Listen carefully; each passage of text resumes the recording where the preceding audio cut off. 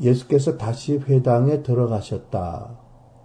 그런데 거기에 한쪽 손이 오그라든 사람이 있었다. 사람들은 예수를 고발하려고 예수께서 안식일에 그 사람을 고쳐주시는지를 보려고 예수를 지켜보고 있었다. 예수께서 손이 오그라든 사람에게 일어나서 가운데로 나오라 하고 말씀하셨다. 그리고 예수께서 그들에게 말씀하셨다. 안식일에 선한 일을 하는 것이 옳으냐? 악한 일을 하는 것이 옳으냐? 목숨을 구하는 것이 옳으냐? 죽이는 것이 옳으냐? 그들은 잠잠하였다. 예수께서 노하셔서 그들을 둘러보시고 그들의 마음이 굳어진 것을 탄식하시면서 손이 오그라든 사람에게 손을 내밀어라 하고 말씀하셨다. 그 사람이 손을 내미니 그의 손이 회복되었다.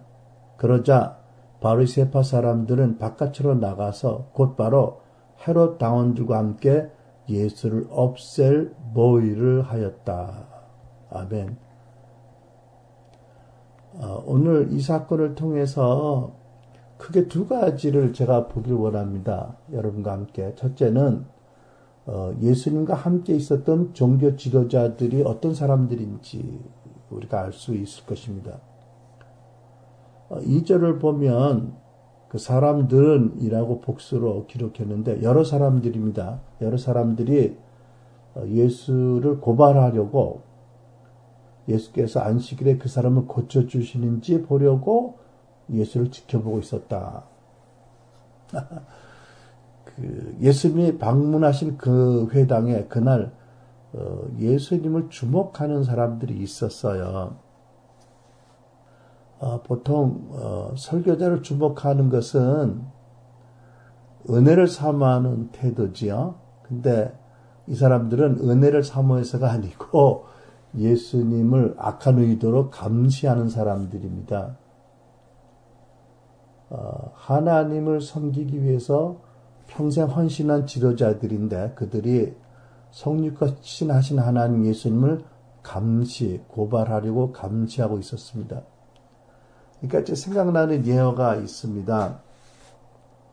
영국 출신의 그 선지자와 그 교사인 그레함 쿡이라는 분이 있어요. 하나님 음성 듣는 법이라는 책인가요?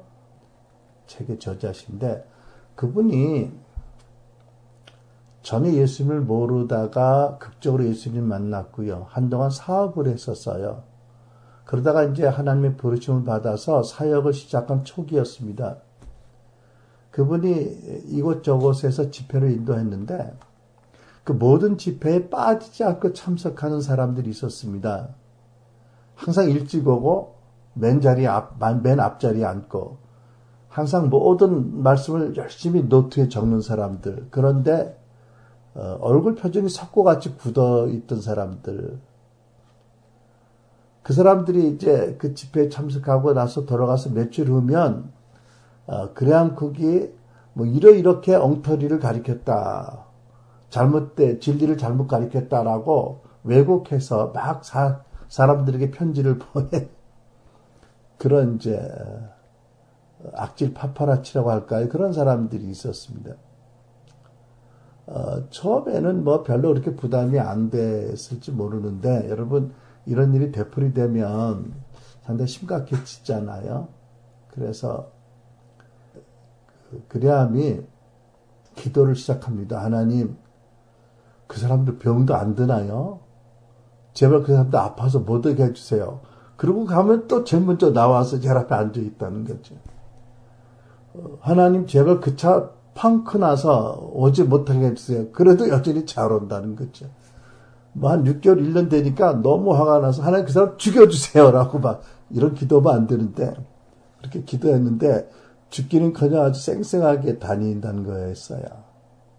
그래서 굉장히 스트레스를 받는데 하루는 언젠가 꿈을 꾸는데 이상한 똑같은 꿈을 연달아 꾸게 됩니다. 어떤 아트리에 작업장을 보는데요. 가운데 커튼이 있는데 저쪽에서 뭔가 똑딱똑딱 하는 그런 끌과 망치질하는 소리를 계속 듣는 거예요. 며칠 후에 드디어 이제 그 꿈의 그 작업장 이쪽에 자기가 서 있어요. 근데 예수님 옆에 나타나셨어요. 근데 예수님께서 빙긋이 그레함을 보고 웃으시면서, 그레함, 너 저쪽에서 누가 일하고 있는지 알고 싶지 않으냐? 보고 싶지 않느냐고 물으셨어요. 아, 네, 예수님 보고 싶어요. 그랬더니 손바닥을 탁 치셨어요. 그랬더니 커튼이 한쪽에 들치면서 아주 멋쩍은 모습으로 사람이 들어오는데 세 사람이 들어오는 거예요. 누군지 아세요? 각각 그 사람들이요.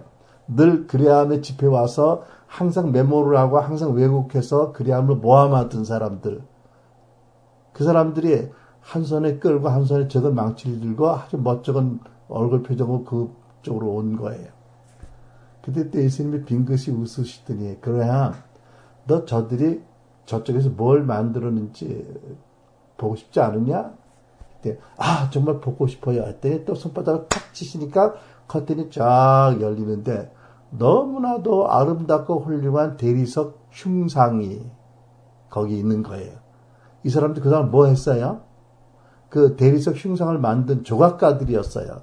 근데 가만히 보니까 그 흉상이 누구 흉상이에요? 그레함 쿡의 흉상이었던 거지요. 그리고 꿈을 깼어요. 여러분, 이 꿈의 의미를 이해하시겠죠? 혹시 여러분, 우리 인생에도 우리를 계속 괴롭히는 사람들이 있습니까? 근데 아무리 기도해도 하나님 그대로 두고 계속해서 우리를 괴롭히는 사람들.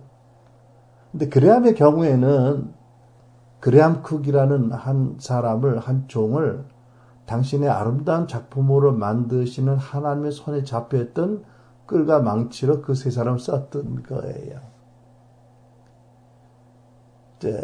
이게 참 아름다운 이야기죠. 한동안 스트레스 받았지만 정말 하나님이 우리를 당신의 작품으로 만드실 때 모든 걸 쓰시는데 특별히 주변에 어려움을 주는 사람도 쓰신다, 이런 좋은 간증으로 기억하는데, 근데 이제 본문의 바리새인들은 이와 전혀 다른 의도로 예수님이 가는 곳마다 쫓아다녔는지 모르겠어요. 그래가지고 도무지 저자가 무엇을 말하는지 감히 그렇게 생각했겠죠. 그리고 과연 그들이 압니다. 오늘 여기 손 마른 사람이 하나 왔는데 예수가 안식일 계명을 어기고 그를 고칠까? 눈을 뜨고 그렇게 쳐다보는 거지요. 근데 여러분, 분명히 말할 것이 있습니다. 뭐냐면 안식일 계명을 지키는가를 감시한 게 아니었어요. 사실은 안식일 계명에 관해서 자기들이, 바리새인들이 만든 규칙을 어기는가 안 어기는가, 그것을 살펴보고 있었던 거지요. 여러분, 안식일을 기억하여 거룩하게 지키라는 계명은 하나님께서 주중에 하던 일들을 멈추고 안식일에는 하나님께 나와 예배하고 경배하고 하나님이 받으시기 합당한 영광을 돌리라는 뜻으로 주셨고요. 아울러서 사람들로 하여금 자기들의 직업과 일에 묶인 종이 되지 않고 만유의 주 하나님을 경배하면서 하나님과 자기의 관계를 바르게 할 수 있는 축복된 기회를 주기 위해서 주신 계명이 있지요. 그런데 이제 바리새인들은 어떻게 하면 안식일을 잘 지킬 수 있을까? 좋은 의도로 어떻게 하면 또 일반 백성들이 안식일 계명을 잘 지키게 할 수 있을까라는 의도로 자기들이 필요하다고 생각하는 여러 가지 규칙을 만들었습니다. 안식일에 해서는 안 될 많은 금지 목록을 규칙으로 만들었어요. 그리고 사람들이 그 규칙을 얼마나 잘 지키는지를 이렇게 보고 잘 지키면 거룩한 사람, 아니면 죄인, 이렇게 판단을 한 거지요. 근데 예수님께서는 바리새인들이 당신을 감시하는 것을 전혀 모르는 듯이 행동하셨어요. 근데 예수께서 마침 회당에서 말씀하시고 그 한 손이 오그라진 사람을 보셨어요. 그래서 예수께서 그 사람에게 먼저 그 자리에서 일어나라 하셨고 앞으로 나오라고 부르셨어요. 그가 앞으로 나오자 예수께서 사람들에게, 특히 바리새인들이 질문하셨습니다. 안식일에 선한 일을 행하는 것이 옳으냐, 악한 일을 하는 것이 옳으냐, 목숨을 구하는 것이 옳으냐, 죽이는 것이 옳으냐, 이렇게 4절로 물으셨습니다. 예수님 물론 그들의 속마음을 아셨겠지만 그것을 들춰내길 원하셨습니다. 왜? 그들을 망신주기 위해서 아닙니다. 그들로 하여금 자기들 마음에 어떤 것이 있는지를 드러내 볼 수 있도록, 회개하도록 기회를 주시기 위해서 그렇게 하신 거지요. 그러니까 바리새인들이 아무 말도 뭐라고 대답할 수가 없었습니다. 여러분, 이 말씀 보면 예수님께서 이렇게 말씀을 물으셨죠. 안식일에 선한 일을 하는 것이 옳으냐, 사람의 목숨을 구하는 것이 옳으냐, 안식일에 악한 일을 하는 것이 옳으냐, 죽이는 것이 옳으냐, 이렇게 물으셨어요. 저는 이렇게 이해를 합니다. 안식일에 해야 될, 물론 안식일만이 아니고 항상 그래야 되겠지만 하는 선한 일 가운데 하나는 사람의 목숨을, 영생을 가지게 하는 것, 구하는 것이고요. 또 안식일에 절대 해서 안 될 악한 일, 물론 매일도 그렇지만 악한 일 가운데 어떤 게 있습니까? 죽이는 일이 있다는 거지요. 근데 여러분 생각해 보세요. 예수님이 여기서 죽이신다고 말씀했을 때 살인자 강도를 의미한 것이 아닙니다. 예수 믿지 않고 살아가는 사람들이 다 이미 죽어가고 있기 때문에 그들을 건져내지 않으면 그냥 죽게 하는 것과 다름이 없다. 이런 의도로 하신 말씀이라고 믿습니다. 여러분 이해가 되세요?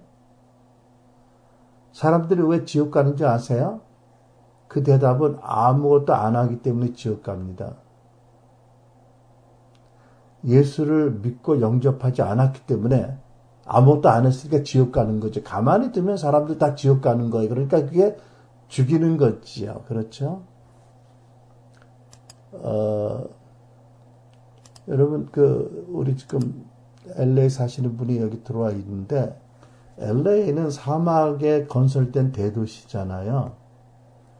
제가 처음에 LA 갔을 때, 자동차 드라이브 하는데 어떤 사람이 여기가 강이라고 그러더라고.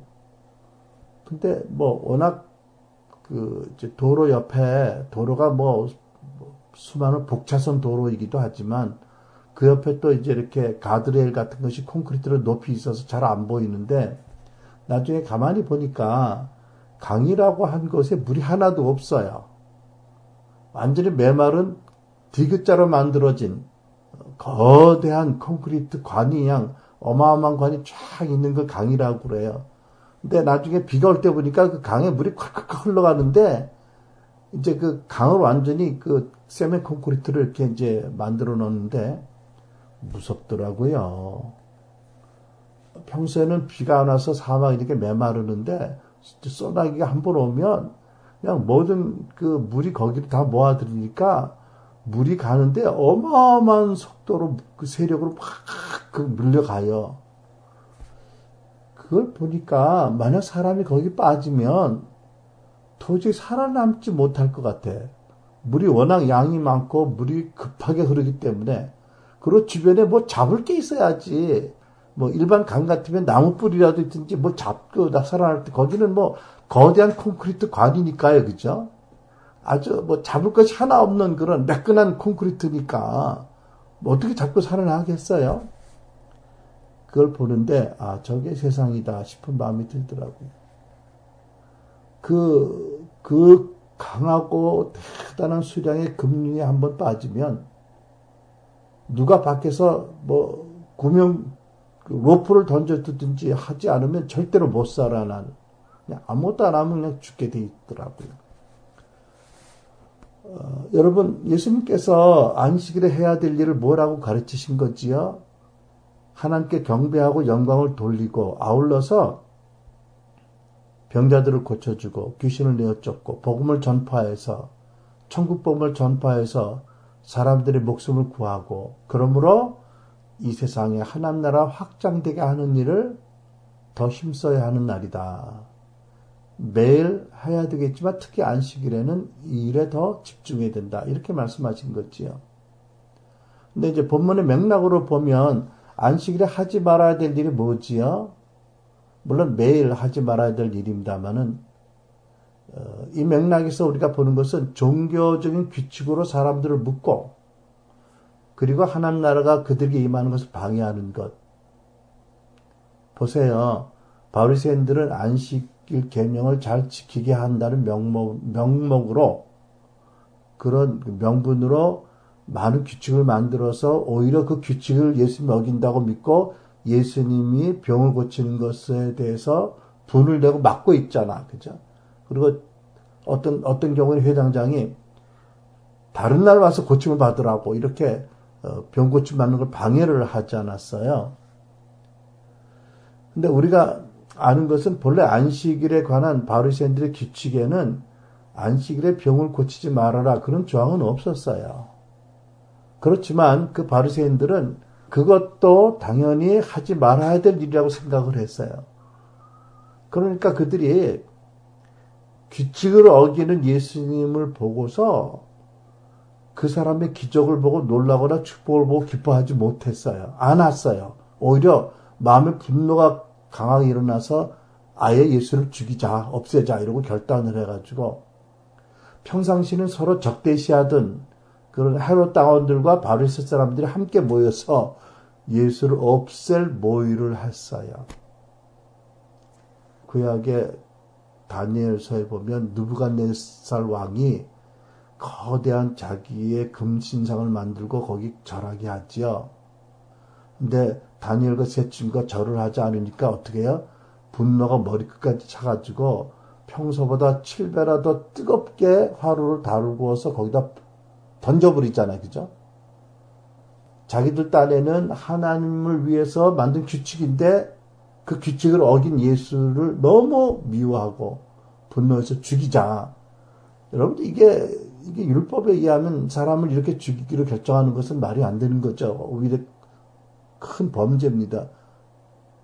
근데 그런 짓을 바리새파 사람들이 하고 있는 거지요.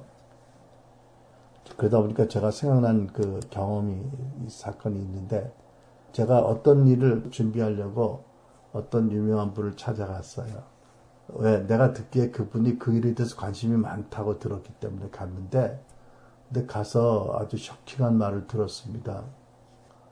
그렇게 중요한 일이라면 할 만한 사람이 오랫동안 잘 준비해서 잘 해야 되지 않겠느냐?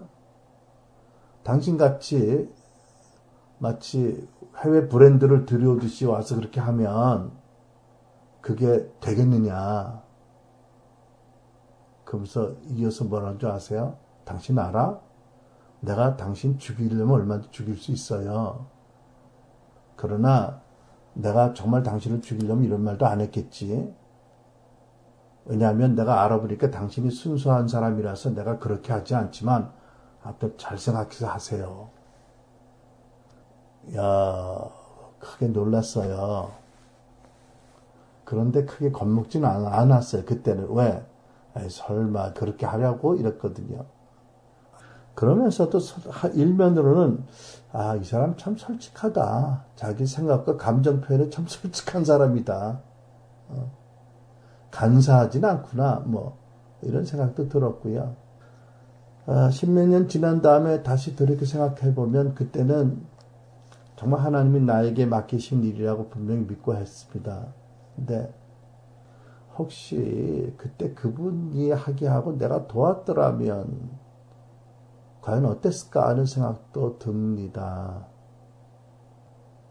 근데 여러분, 바리새인들은 이보다 훨씬 다른 경우지요. 그러니까 하나님을 위해서 만든 그 규칙을 어겨 그 예수님을 도저히 용납할 수가 없었던 겁니다. 그러니까 어떻게 하면 저 예수를 없애버릴까 이렇게 모의를 시작한 거예요. 결론은 냈어요. 예수를 없애자. 그리고 어떻게 하면 잘하겠느냐. 이런 살인 모사를, 법정 용어를 잘 모르는데, 그 살해를 의도하고 모사한 거지요. 네.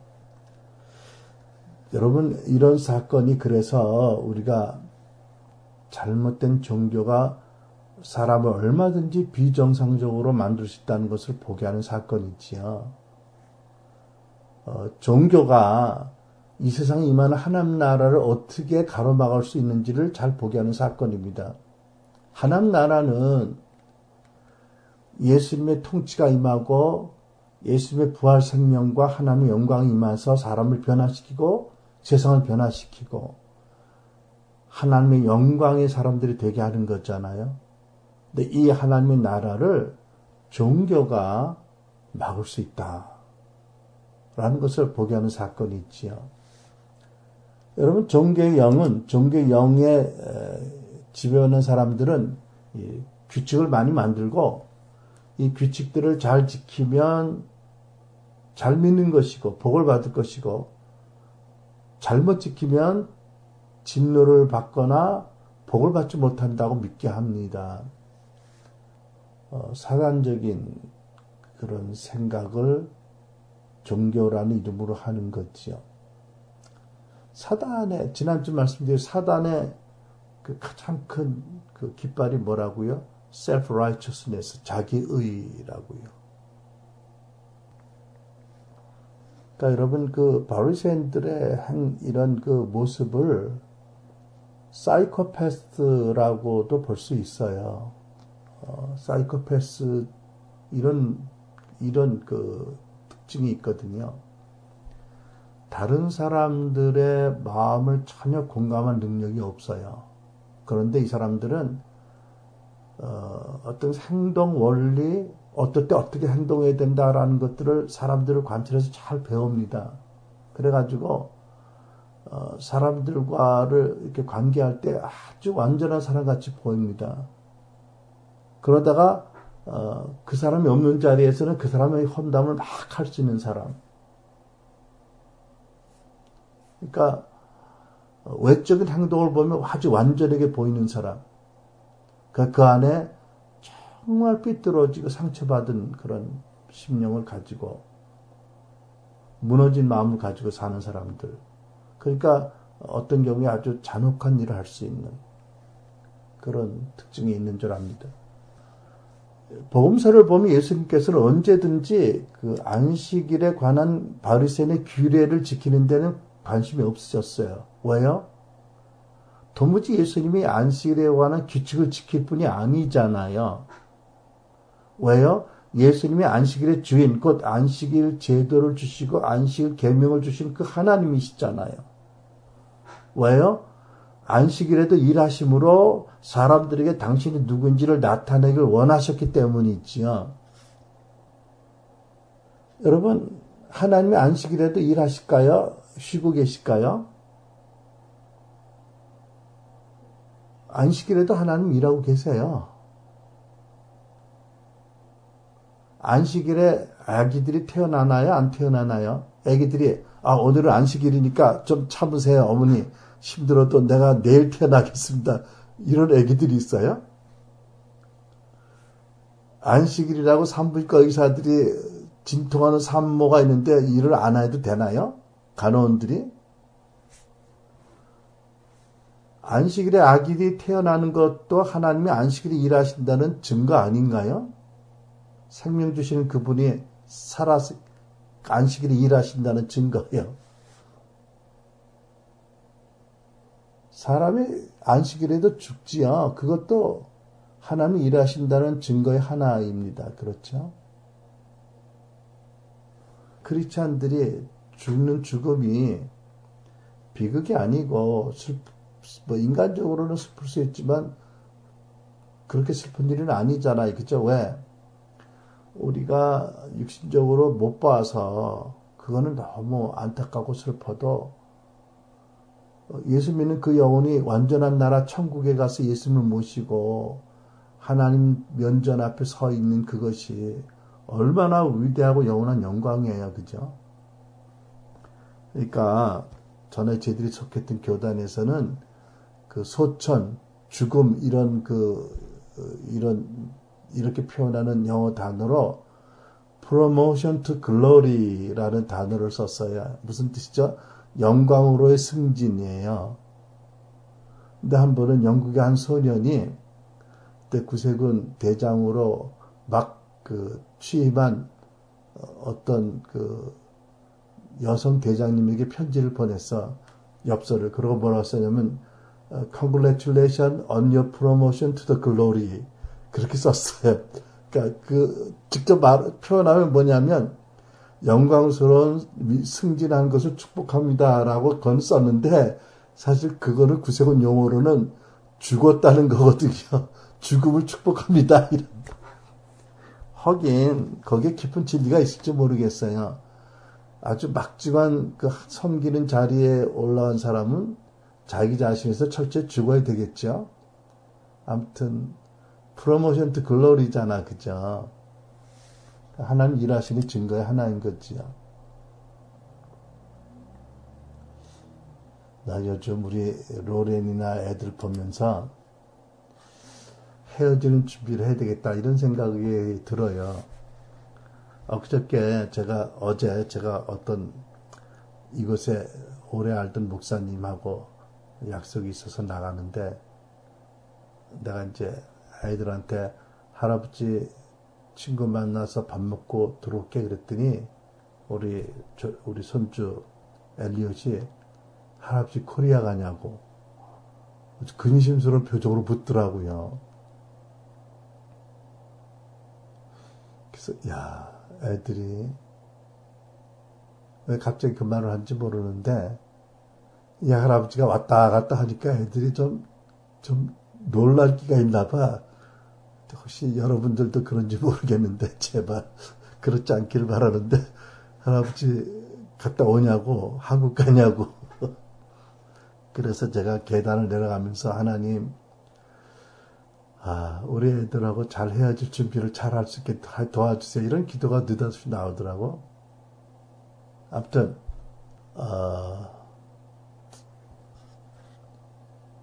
여러분 예수님께서는 바리새인들의 그 완악함과 위선됨을 드러내셔서 책망하셔서 회개할 기회를 주셨고요. 또 그 말씀을 기록하게 하심으로 우리에게도 많은 교훈을 주시는 거라고 믿습니다. 그 중에 하나는 이거지요.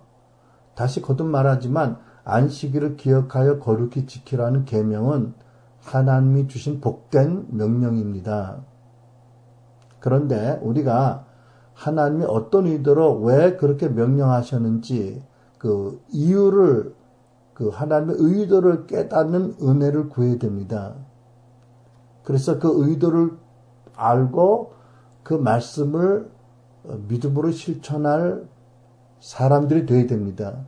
그런데 바리새인들은 하나님이 왜 안식일 계명을 주셨는지 그 의도는 모르고 어떻게 하면 안식일을 철저하게 잘 지킬까라고 해서 규칙을 만들었지요. 그런데 여러분 사람의 사회에서 규칙을 만드는 사람들은 결국 자기가 만든 규칙을 사람들이 잘 지키는지 안 지키는지 감시하는 갑이 되지요. 자기들이 만든 규칙을 사람들이 지키는가 안 지키는가 살피고 감독하는 갑이 돼요. 그럼 다른 사람들은 어떻게 해요? 을이 되잖아요. 그죠? 그래서 갑은 을을 구속해 속박해요. 그런데 갑과 을이 되면 둘 다가 다 사실은 하나님을 계신 그대로 바로 볼 수 없는 거지요. 왜? 위선자가 되고 두려워하는 자가 되기 때문에 그렇죠. 이게 비극입니다. 그러니까 그런 맥락에서 우리가 배울 그리고 적용할 것이 무엇입니까? 혹시 우리도 자신도 알지 못하면서 바리새인같이 되고 있는 게 아닌지를 때로 점검해야 되는 거예요. 혹시 내가 어떤 종교적 위선을 가지고 있는 게 아닌지, 어떻게 나 종교적 위선에 빠졌는지 아닌지 알 수 있을까요? 쉽게 아는 방법은 내가 다른 사람을 판단하는지 안 판단하는지, 내가 다른 사람과 나를 비교하고 있는지 마음속으로 아닌지를 보면 쉽게 압니다. 나보다 못한 사람들은 내가 판단하고 그런 사람을 보면서 스스로를 의롭게 여기는 마음이 조금이라도 있다면 이것은 바리새화하고 있는 증거지요. 여러분 어떠세요? 예수님은 완전하신 하나님, 완전하신 사람이지만 어느 누구도 죄인도 창녀도 판단하지 않고 받으셨잖아요.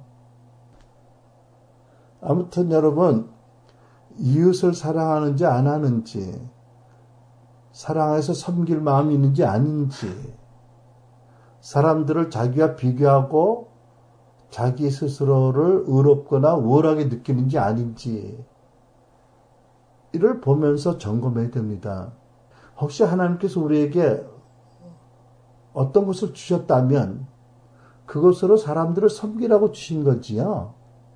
잘난 척하라고 자기를 높이라고 주신 게 전혀 아니잖아요. 그죠? 근데 바리새인들은 거기에 실수했거든요. 거기에 완전히 빠졌거든요. 여러분, 우리가 언제나 먼저 하나님 사랑하고 하나님 사랑 안에서 이웃을 사랑하고 사람들을 축복의 통로가 되고 사람들을 살리고 제자로 또 사람들의 덕을 세워주도록 해야 됩니다. 절대 누구를 비판하거나 판단하거나 비교하지 말아야 됩니다. 상대적인 우월감을 느끼지 말아야 되는 거지요. 내 눈에 들보를 못 보면서 남의 티를 가지고 문제 삼지 말아야 됩니다. 또 내가 잘 믿는다고 잘 못 믿는 사람을 열등하게 보거나 불쌍하게 보지 말아야 되지요. 여러분, 계속해서 마귀는요, 요즘 여기에 보면 무슨 씨앗인지 모르는데 어마어마하게 많은 씨가 날아다녀요. 그게 왜 하얗게 동그랗게 모여서 바람에 훅 불면 맨드람인가요? 우리말로?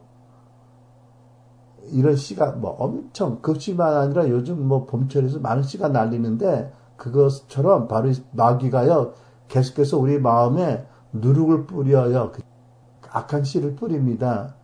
그게 우리 마음에 자꾸 자라게 됩니다. 그래서 계속해서 그 점검하고 뽑아내야 됩니다. 그리고 그렇게 하지 않도록 우리는 자주 하나님의 임재 안에 들어가서 지금 내 모습 이대로를 사랑하시는 아버지의 사랑을 체험받아야 됩니다. 십자가의 죽음으로 확증하셨고 성령으로 부으신 그 사랑을 받아야 비로소 하나님의 사랑에 젖어들고 그 사랑으로 사람들을 보게 되고 섬기게 되는 거지요. 그래서 우리는 이상으로 이 사건을 통해서 어떻게 예수님과 함께 있었던 바리새인들의 마음이 믿음에 오그라져서 하나님 나라를 받아들이지 않는지를 보았습니다. 두 번째로 이 사건을 통해서 우리는 하나님 나라가 어떻게 임하고 나타난지를 알 수가 있게 됩니다. 여러분, 우리가 복음서를 보면 하나님 나라가 예수님과 더불어 이 세상에 임하기 시작합니다. 그때 나타나는 현상들이 어떤 것이 있죠? 주된 현상들이 병자들이 고침받고 중풍병자 장애자들이 완전해지고 사람들을 괴롭히고 억압했던 더러운 귀신들이 떠나갑니다. 죄인들이 복음을 듣고 예수님을 통해서 하나님의 용서와 용납과 사랑과 은혜를 받게 됩니다. 그런데 이 세상에 임하는 하나님 나라는 주로 어떤 통로로 나타난 줄 아세요? 믿는 신자들의 말이라는 매개를 통해서 주로 나타납니다. 5절에 보면 예수님께서 손이 오그라진 그 사람에게 뭐라고 말씀하셨죠? 손을 내밀어라 하고 말씀하셨어요. 그때 그 사람이 손을 내미니 곧 그 소리 회복되었다라고 기록하고 있습니다. 여러분, 하나님 나라는 오늘날도 여러분들의 입으로 나오는 말을 통해서 나타납니다. 우리가 복음을 선포하거나 아픈 사람들을 위해서 기도할 때, 입을 열어 기도할 때 하나님 응답하시고 치유하시고 자유케 하시잖아요. 물론 하나님께서는 우리 마음의 속생각도 아시고요. 때로는 우리가 그것을 기도로 구체적으로 구하기 전에도 응답하시는 은혜로운 분이시지만, 그러나 원칙적으로는 사람의 입으로 말하여진 선포, 예언, 축복, 명령, 대화를 통해서 하나님이 역사하시고 하나님 나라가 나타납니다. 여러분, 성경은 모든 말에 권세가 있다는 것을 알게 하지요. 야고보 3장 4절 5절 말씀입니다. 입에 권세가 있다. 배가 아무리 커도 또 거센 바람에 밀려도 매우 작은 키로 조종하며 사공이 마음 먹은 곳으로 끌고 갑니다. 이와 같이 혀도 몸의 작은 부분이 있지만 큰 일을 할 수 있다고 자랑합니다. 보십시오. 아주 작은 불이 굉장히 큰 숲을 태웁니다. 우리의 작은 발성기관을 통해서 하나님 주신 감동이나 하나님의 말씀이나 선포할 때, 말할 때 하나님 나라가 그 자리에 임하는 것이 일반적인 원칙입니다. 그런데 예수님은 일반적인 말의 권세를 가진 것은 물론이지만 전혀 차원이 다른 하늘의 권세를 가지신 분이지요. 그래서 예수께서 마태복음 28장 18절에 뭐라고 그러셨죠?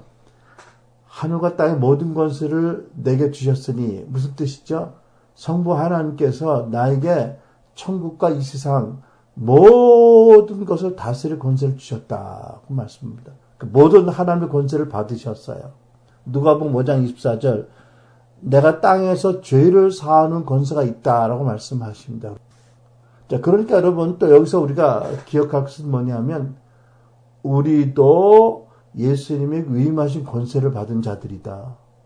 하늘과 땅의 모든 권세를 내게 주셨으니 그러므로 너희는 가라고 하셨을 때 그 권세를 우리에게 위임하셨잖아요.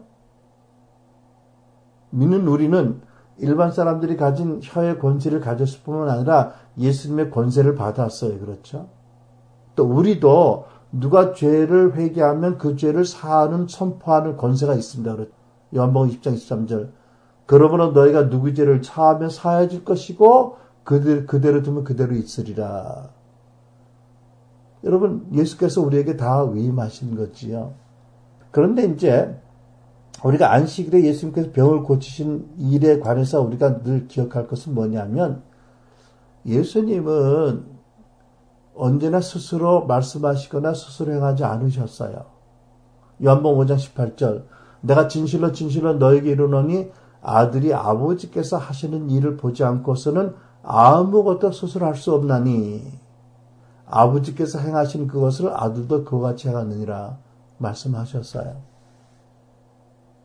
요한복음 8장 28절 예수께서 이르시되 너희가 인자를 든 후에 무슨 뜻이죠?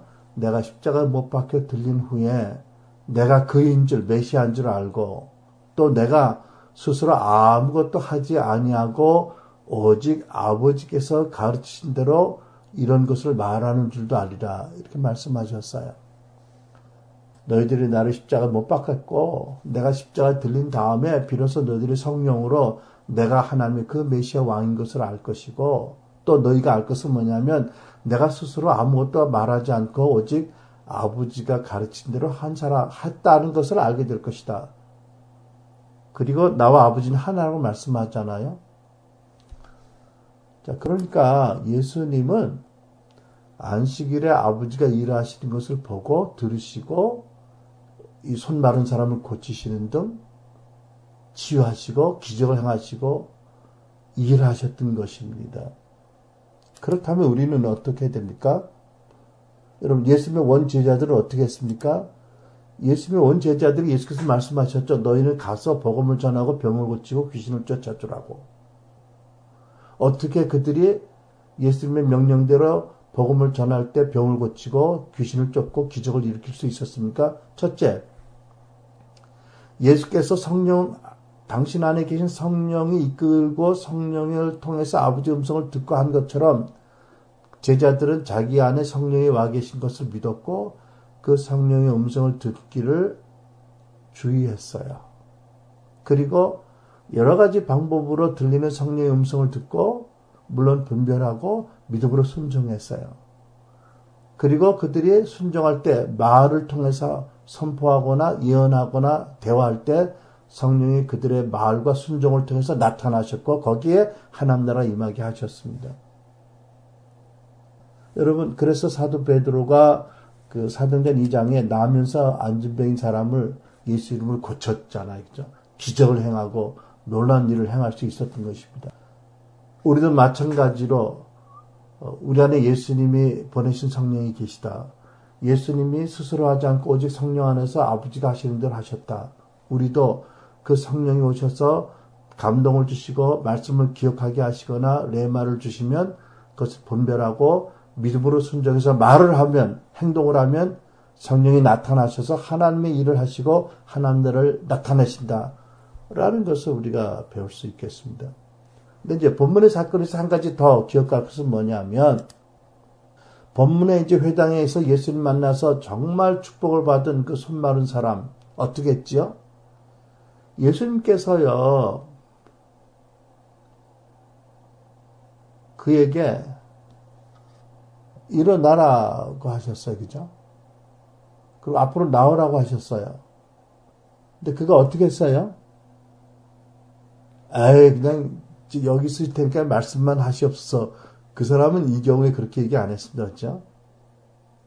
무슨 영문인지 모르지만 또 그 자존감이 낮아서 혹시 어떨지 모르겠지만 아무튼 일어나라 하신 말씀을 듣고 일어났고요.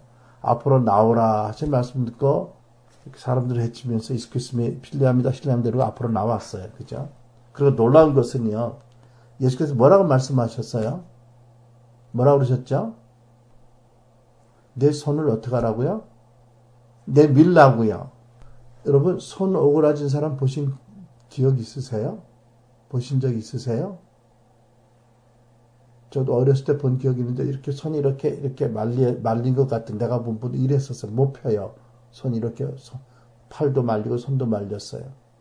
그런 분이라면 예수께서 지금 뭘 말씀하세요? 내 손을 내밀라고요.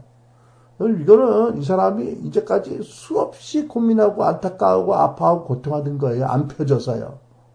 그러니까 이 사람의 경험과 지식이 하면 안 될 일이거든요.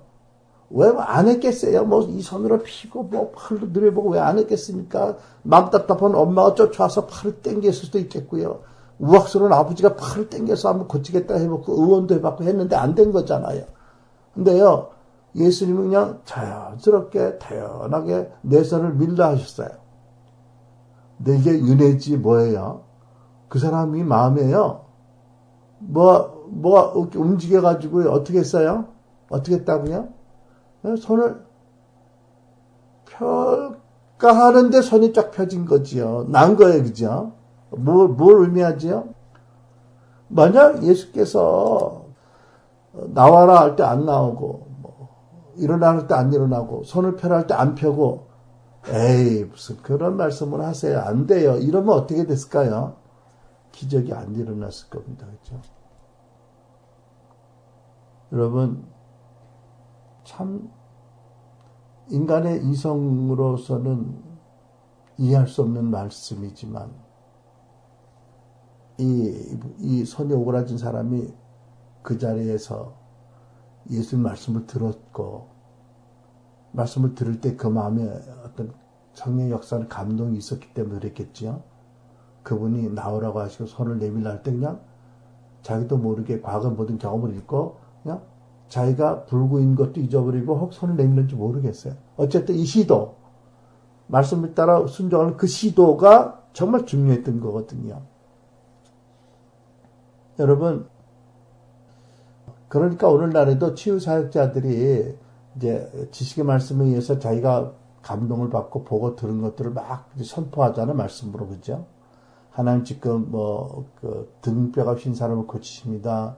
하나님 지금 위궤양을 고치십니다. 암 환자를 고치십니다. 이렇게 선포한 다음에 그 다음에 뭐라고 그래요? 오늘 하나님이 나를 치유하셨다는 것을 할 수 있다면 움직여보고 점검해 보세요.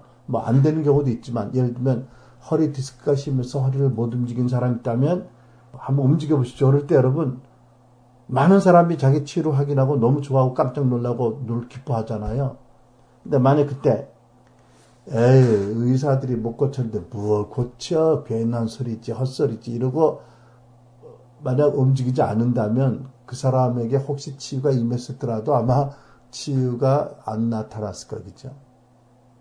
어쩌면 그 지식의 말씀 은사를 선포할 때 확신이 없었어도 그런가 하고 그 인도자의 말씀을 따라 몸을 움직이는 그 순간에 치유가 임했을 수도 있습니다. 그렇죠?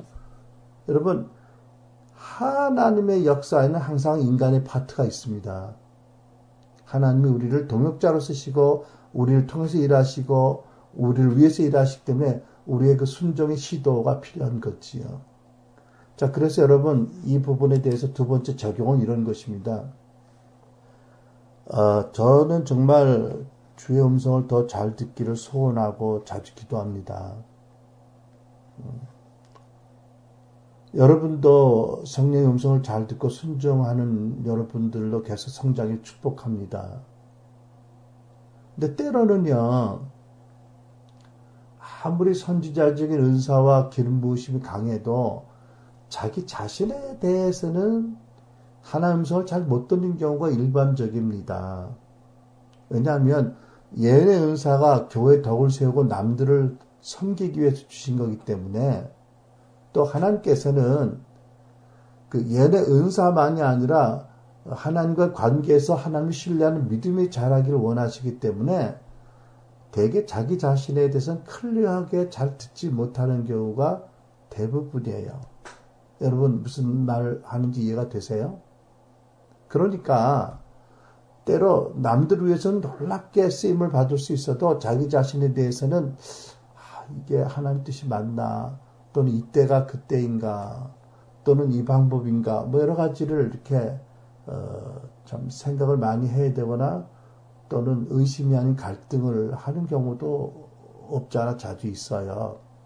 그런데 우리가 혹시 음성을 잘못 들었다고 칩시다. 아니 또 음성을 잘 듣고 분별을 잘 했는데 시기를 잘못 선택했다고 생각해 봅시다. 아니 음성도 잘 듣고 잘 분별도 했고 말씀으로 기록된 말씀으로 또 시기도 지혜롭게 잘 했는데 혹 방법이 틀렸다고 합시다. 어쨌든 그래서 더 큰 어려움이 생겼거나 뭐 좋은 열매가 안 맺혔다고 합시다. 여러분 그게 실패입니까? 저는요 그렇게 시도한 그 자체를 하나님이 귀하게 보고 기뻐하실 거라고 믿습니다. 그리고 그런 실수를 통해서 노력하지 않고 시도하지 않은 것보다 더 많은 것을 배우게 하실 거라고 믿습니다. 여러분 베드로 생각해 보세요. 예수님이 산에서 기도하시고 제자들을 먼저 배를 타고 보내셨는데 그날따라 어마어마한 폭풍 경랑이 불어서 배가 진전하지 못하고 밤새 시달릴 때 예수님 무리를 걸어오셨잖아요. 멀리서 제자들이 보고 유령이다 라고 소설아치고 놀라고 두려워합니다. 그때 예수께서 뭐라고 말씀하시죠? 내니 안심하라 두려워하지 말라고 하셨어요. 그때 베드로가 주여 주시옵니까? 주시면 나로 하여금 물을 걷게 하소서. 예수님이 무리를 걷고 오시니까 그 베드로다운 발성이에요. 보통 사람은 못하는 발성인데 그때 예수께서 뭐라고 말씀하셨죠? Come, 오라 한마디 하셨어요. 그때 베드로가 에이 그냥 해본 소리입니다. 예수님 뭐 어떻게 물을 걸어요. 이랬더라면 어떻게 됐을까요? 예수님도 무한하시고 저도 두고두고 후회했을 거예요. 그죠? 그런데 겁도 없이 모든 지식과 경험을 초월해서 배전을 넘어서 물에 딛잖아요. 원래는 쑥 빠져가지고 폭풍 경락에 쓸려갈 가는 게 마땅한데 놀랍게 뭐가 받치듯이 섰어요. 그죠? 물 위를. 그리고 몇 걸음 걸어가는데 베드로가 바람을 봤다요. 성경에. 어떻게 사람이 바람을 봅니까? 바람에 휘몰아치는 빗방울을 봤든지 했겠죠. 그죠? 그 바람에 겁이 나가지고 덜컹 겁을 내는 순간에 물에 풍덩 빠졌던 거지요. 그때 예수께서 얼른 오셔서 베드로의 손을 잡아서 베드로의 손을 잡아 끌어올리셔서 배전에 태우셨어요. 베드로는 얼마나 온몸에 물이 젖어가지고 얼마나 어렵겠어요. 여러분 그래도요. 거기 뽀송뽀송한 옷을 입고 있던 다른 사람과 베드로를 견주면 누가 더 많은 것을 받은 사람이에요? 물론 베드로잖아요. 그죠? 베드로예요. 그 베드로에게 더 담대한 믿음을 갖게 하는 축복도 임했고 베드로가 주님을 더 알게 하는 체험적인 지식을 받게 되었고 주님과 더 깊은 유대감도 느꼈을 거고요. 그렇죠? 여러분 우리가 아무리 예언적인 은사가 뛰어나도 그것은 믿음으로 우리가 행하는 것입니다. 그 믿음에는 항상 리스크 테이킹, 위험 부담이 있습니다. 믿음은 보이는 것을 보고 하는 게 아니라 보이지 않는 것을 있는 것처럼 믿고 가는 거잖아요. 그러니까 어쩔 수 없이 우리가 하나님의 음성을 듣고 따라가는 삶을 살 때 실수할 수밖에 없고, 그러나 그런 실수를 통해서 우리가 많은 것을 배우게 하나님이 하십니다.